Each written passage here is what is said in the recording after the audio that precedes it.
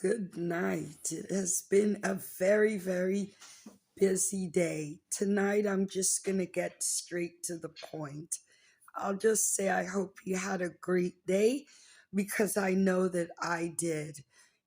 Today was the peaceful demonstration at the Legislative Assembly grounds of Ontario, and it was magnificent. But I have come to a conclusion that I'm sure I'm not the only one who has actually come to this conclusion that the Black community in Toronto, Ontario is very, very precarious. And I say this because the MPP member of parliament who spoke at the demonstration today, she hit it on the nail when she said that our community is fragmented and extremely divided. And that is so true. You know what I mean? Now, we are all from the province of Ontario. And when the African News Diaspora channel broadcasted the case of these missing youth, many people stepped forward, as the Black community is very well known for reacting. And a lot of those individuals that react, they react because of the spotlight and what have you, for many different reasons. They did have a huge town hall meeting with so many members from the various different Black organizations here in Ontario that seemed very concerned and held one town hall meeting after the next. And I'm surprised that many of those individuals would not attend a demonstration that has to do with the entire Black community in Ontario, for starters. You know, first of all, the MPP that did present our petition to the Legislative Assembly of Ontario is not from our ethnic group.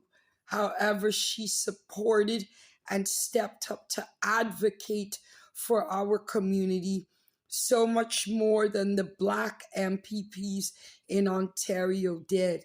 We reached out to Charmaine Williams, and one of her associate admin assistants said no.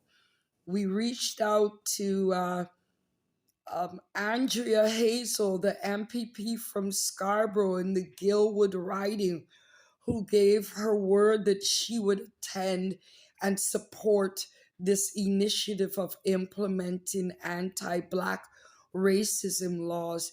And she never showed up either.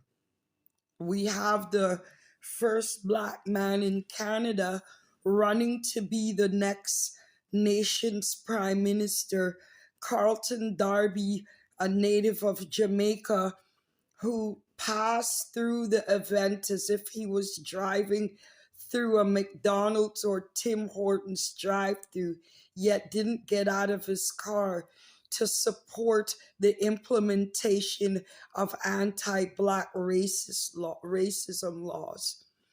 Now, you see, all of the things we say and do, things will never change when there's no accountability for our oppressors and individual citizens in this country who continue to devalue us and dehumanize us.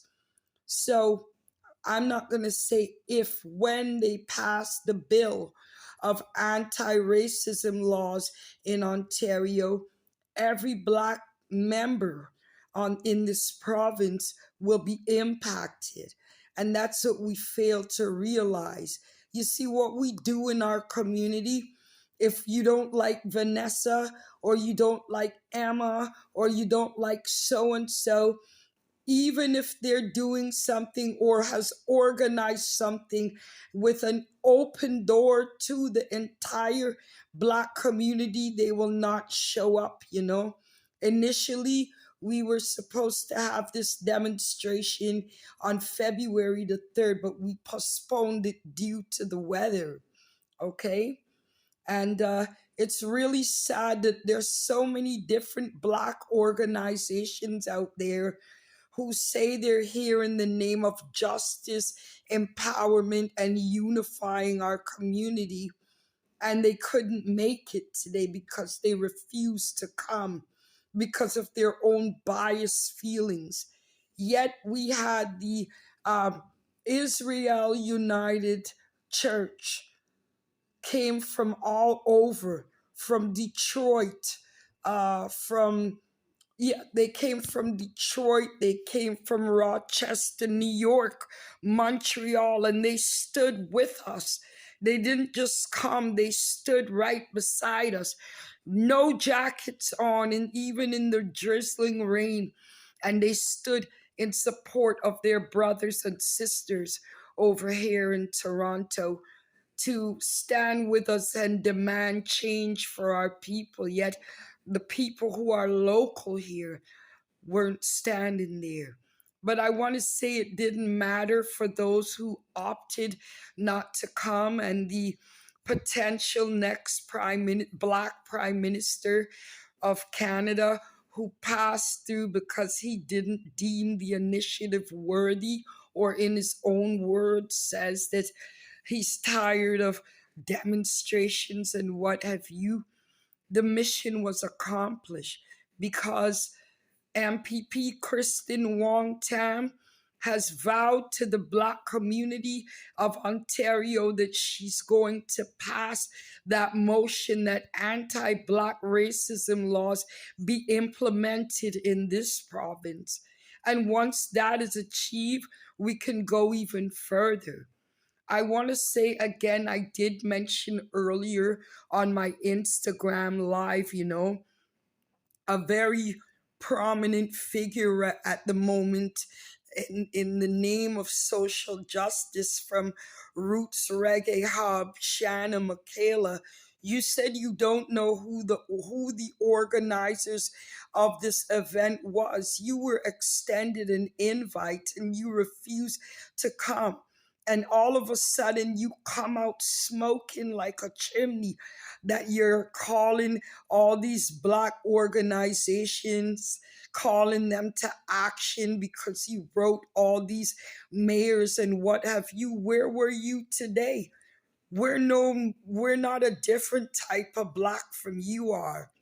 But to see those brothers marching in, they didn't take no bus, limo, or a car, or a taxi, or an Uber. They walked on foot from their base in Scarborough, their Canadian chapter in Scarborough, and traveled just for the day from Detroit, Rochester, New York to stand with their brothers and sisters across the border.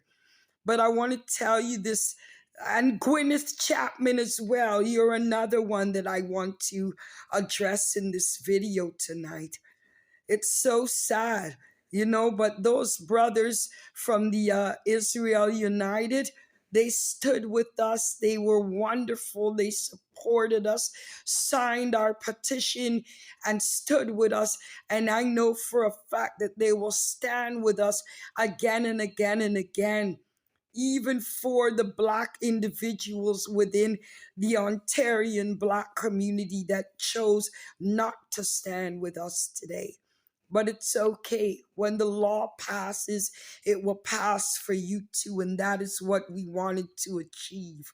Nonetheless, although the attendance was shockingly very low, it didn't stop the mission or the movement. And I wish the entire Black community well, all of our Black organizations and activists that take action when the camera lights are on, but when they're off, or if they feel somebody is not significant enough to organize, standing up to our oppressors and demanding a change in the way we are valued in Canadian society, the movement still moves. And there is no hate on our part, But you know what? I do believe in honesty.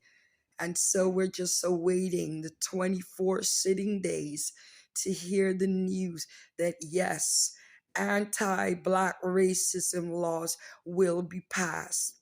And I just want to say to you, Ms. McCalla, you sidelined the original petition that went out there.